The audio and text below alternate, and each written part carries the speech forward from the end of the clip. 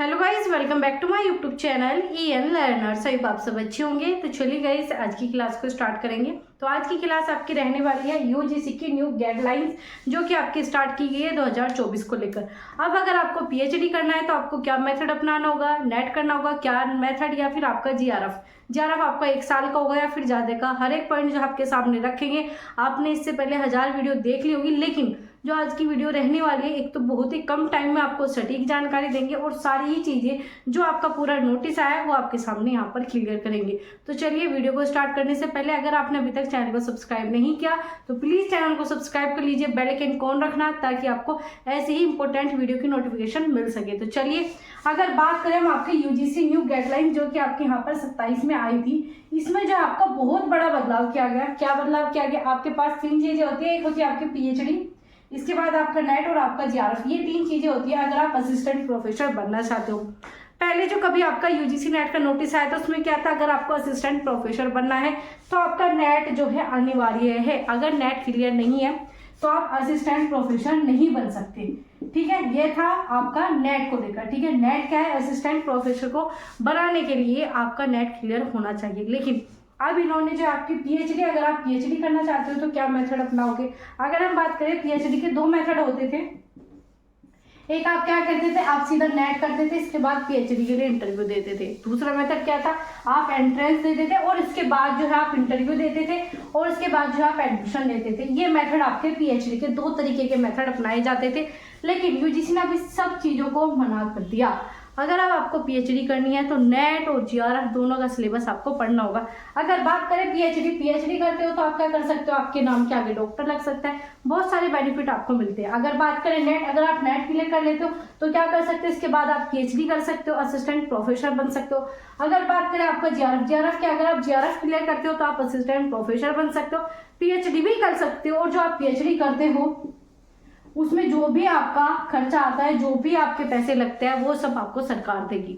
ये 3 चीज आपके सामने है। अब आपकी क्या न्यू गाइडलाइंस आई है, आप उसके बारे में बात करते हैं। तो चलिए, अब आपके यहाँ पर यूजीसी जो आपका पेपर कंडक्ट कराता है वो कराता है आपका यहाँ पर नेट। ठीक है, क्या कराता है, नेट कराता है। इसमें जो थी आपकी 2 कैटेगरी थी, एक थी आपका नेट, ठीक है, मतलब आप कह सकते हो असिस्टेंट प्रोफेसर बनना। दूसरा क्या था आपका जीआरएफ और आपका नेट दोनों।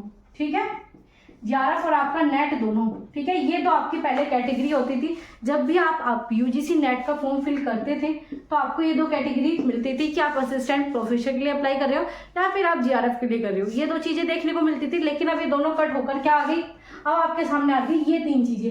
अगर आपको पीएचडी करनी है तो भी आपको क्या देना होगा, आपको एग्जाम देना होगा यूजीसी का। अगर आपको नेट करना है तो भी एग्जाम देना होगा, जीआरएफ पाना है तो भी एग्जाम देना होगा। तो अब बात करेंगे आपकी तीनों कैटेगरी जो कि आपकी इस बार आई है। अब आपको क्या देखने को मिलेगी, 3 कैटेगरी। ठीक है, चलिए, सबसे पहली इसमें होगा आपका पीएचडी एंट्रेंस। ठीक है, इसमें क्या होगा, आपका एक पेपर होगा। ठीक है, आपका यूजीसी नेट का जो सिलेबस है उसी से आपका पेपर बनेगा। तो इसमें आपको पेपर क्लियर होना, पेपर क्लियर करोगे तो जब आप ये पेपर क्लियर कर लोगे तो ये आपका एक तरीके का एंट्रेंस है। इसे क्लियर करने के बाद किसी भी यूनिवर्सिटी में आप अप्लाई कर सकते हो। क्या कर सकते हो, ये पेपर क्लियर करने के बाद किसी भी यूनिवर्सिटी में पीएचडी के लिए अप्लाई कर सकते हो। दूसरी कैटेगरी की बात करें, दूसरा है आपका नेट। ठीक है, ये आपकी होती ही है, तो आप क्या कर सकते हो, नेट क्लियर कर सकते हो, असिस्टेंट प्रोफेसर और पीएचडी कर सकते हो। इसके बाद तीसरी आ गई आपकी जीआरएफ। ठीक है, इसमें क्या आपको फेलोशिप मिलती है, नेट आपका मान्य होता है। ठीक है, क्या हो जाता है, जीआरएफ क्लियर करने के बाद फेलोशिप मिल जाएगी, नेट की जैसी आपकी वैल्यू होती है, असिस्टेंट प्रोफेसर बन सकते हो, प्लस आपका क्या होगा, पीएचडी भी कर सकते हो। तो ये तीनों चीज जो है आपकी इस बार जो है ऐड की गई। अब आपका एक ही पेपर होगा पीएचडी के लिए भी, नेट के लिए भी, जीआरएफ के लिए। अब जो पहले आपकी यूनिवर्सिटी अलग अलग एंट्रेंस कराती थी, मान लीजिए आप सीसीएस यूनिवर्सिटी के अलग पेपर कराएगी, इलाहाबाद यूनिवर्सिटी अलग पेपर कराती है, लखनऊ अलग कराती है, तो सब क्या कराते थे, अलग अलग पेपर कराते थे। अब आपको अलग अलग पेपर करने की आवश्यकता नहीं है। मान लीजिए अगर आपको पीएचडी ही करना आपका एम है तो आप जितनी भी आपको अच्छी यूनिवर्सिटी लगती थी सबके लिए अलग आपको एंट्रेंस देना होता था, बार बार पढ़ना होता था। तो ये आपका बेनिफिट मिल गया कि इन सब चीजों को हटाकर क्या कर दिया, सिर्फ आपको एक ही पेपर कर दिया, पीएचडी एंट्रेंस क्लियर करो, इसके बाद जो आप किसी भी यूनिवर्सिटी में जाकर एडमिशन ले सकते हो। ठीक है, और अब क्या, अगर आप नेट भी क्लियर करते हो, जीआरएफ, ये तीनों का पेपर क्या है, एक जैसा है। ठीक है, अगर आप इसमें बहुत अच्छा स्कोर करोगे तो आपको जीआरएफ मिल जाएगा। जीआरएफ 1% बच्चों को मिलता है। मान लीजिए अगर आपकी मेरिट 200 पर लगी है तो क्या आ जाएगा आपको जीआरएफ, और इसमें से आपके 10-15 नंबर कम हो गए तो आपको नेट मिल जाता है। ठीक है। इसी प्रकार से इससे भी कम नंबर पर क्या मिलेगा आपको, पीएचडी एंट्रेंस क्लियर हो जाएगा। तो ये चीजें आपको यहाँ पर देखने को मिलेगी। तो अब आप कह सकते हैं एक चीज का बेनिफिट मिल गया, किस चीज का, पीएचडी का। क्या मिल गया, पीएचडी का। सीधा पीएचडी एंट्रेंस के लिए आप यहाँ पर पेपर दे सकते हो। लेकिन जैसे कि आपका एनटी ने भी पीएचडी एंट्रेंस कराया, लेकिन उसके बाद भी अलग अलग रजिस्ट्रेशन कराते हैं इंटरव्यू के लिए, तो वो चीज़ें आपको यहाँ पर भी देखने को मिल सकती है। तो आप कह सकते हो कि इसके बाद भी आपको अदर फॉर्म फिल करने पड़ सकते हैं। वो आपकी यूनिवर्सिटी के ऊपर डिपेंड करेगा कि वो सिर्फ इसी चीज़ को मान लेगी या फिर इसके बाद दोबारा से रजिस्ट्रेशन कराएगी, उसके बाद इंटरव्यू करेगी। तो वो सभी जो है आपकी यूनिवर्सिटी के ऊपर डिपेंड करता है। लेकिन आपके लिए बेनिफिट ये है कि अब आपको नेट, पीएचडी और आपका जीआरएफ तीनों के लिए आपको एक ही चीज़ पढ़नी होगी, यूजीसी नेट का सिलेबस। जो भी आपका यूजीसी का सिलेबस है, 2 पेपर आपके होते हैं इसमें, ठीक है। एक आपका जनरल पेपर होता है, दूसरा आपका सब्जेक्टिव। जो भी आपका पीजी आपने जिस भी सब्जेक्ट से की है, आप वो वाला पेपर इसमें दोगे।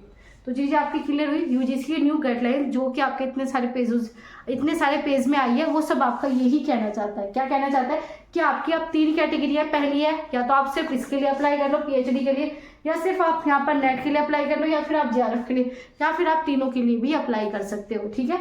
या आप तीनों को एक साथ भी कर सकते हो, आप नेट और जीआरएफ को एक साथ कर सकते हो, आप सिर्फ पीएचडी को भी कर सकते हो, सिर्फ नेट को भी कर सकते हो, सिर्फ जीआरएफ को भी कर सकते हो। तो ये आपके ऊपर डिपेंड करेगा कि आप किस प्रकार से अपना पीएचडी करना चाहते हो, नेट करना चाहते हो, या फिर आप जीआरएफ करना चाहते हो। बस आपको सिलेबस के लिए सेम ही पढ़ना होगा। सिर्फ आपकी मेरिट जो है यहाँ पर हाई बनेगी। यही आपका यहाँ पर सबसे बड़ा चेंज किया गया है, जो आपका यूजीसी का 2024 की न्यू गाइडलाइंस है, या पीएचडी, नेट और आपका इन सबको लेकर। और जल्दी ही आपको इसी आपके 2-3 दिनों में ही आपको क्या देखने को मिल जाएंगे, फॉर्म देखने को मिल जाएंगे। किसके लिए, आपके जून 2024 के आपके यूजीसी के जो फॉर्म आएंगे नेट के लिए, वो आपको जल्दी ही देखने को मिल जाएंगे। तो ये है आपका नेट क्या है, जीआरएफ क्या है, पीएचडी कैसे होगी, सारी चीजें मैंने आपको बता दी।